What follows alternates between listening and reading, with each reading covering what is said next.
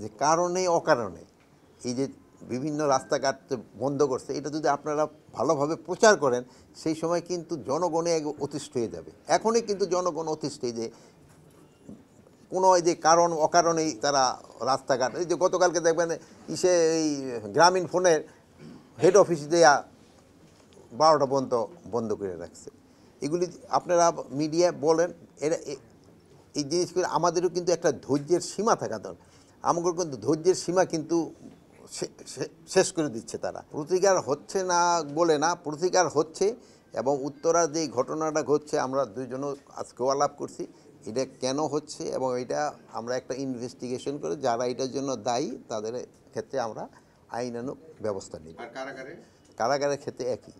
এই ক্ষেত্রে আমি আপনাদের সহযোগিতাটা সবচেয়ে বেশি চাচ্ছি, যে আপনি একটা সত্যি কথা বলছেন প্রথমেই, যে কারণে অকারণে এই যে বিভিন্ন রাস্তাঘাট বন্ধ করছে, এটা যদি আপনারা ভালোভাবে প্রচার করেন সেই সময় কিন্তু জনগণে অতিষ্ঠ হয়ে যাবে। এখনই কিন্তু জনগণ অতিষ্ঠ, যে কোনো এই যে কারণ অকারণেই তারা রাস্তাঘাট, এই যে গতকালকে দেখবেন এই গ্রামীণ ফোনের হেড অফিস দেয়া 12টা পর্যন্ত বন্ধ করে রাখছে।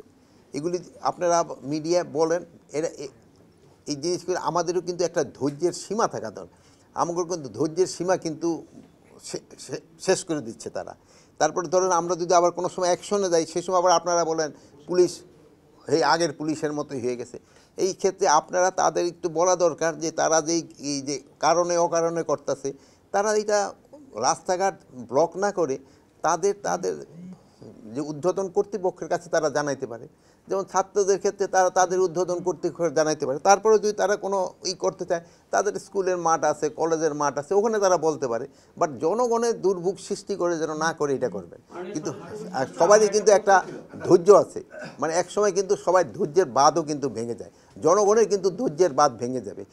এই সময় দেখবেন যে জনগণের কিন্তু তাদের ক্ষেত্রে অন্য রকমের ব্যবস্থা নেওয়ার চেষ্টা। এখন যদি আন্তর্জাতিক ট্রাইব্যুনাল যাদের ধরেন গ্রেপ্তারের পরোয়ানা জারি করছে, আমরা কিন্তু তাদের ধরছি। তারা কিন্তু অনেকে তারা তো আপনারা জানেন সে তো বাংলাদেশেই নাই।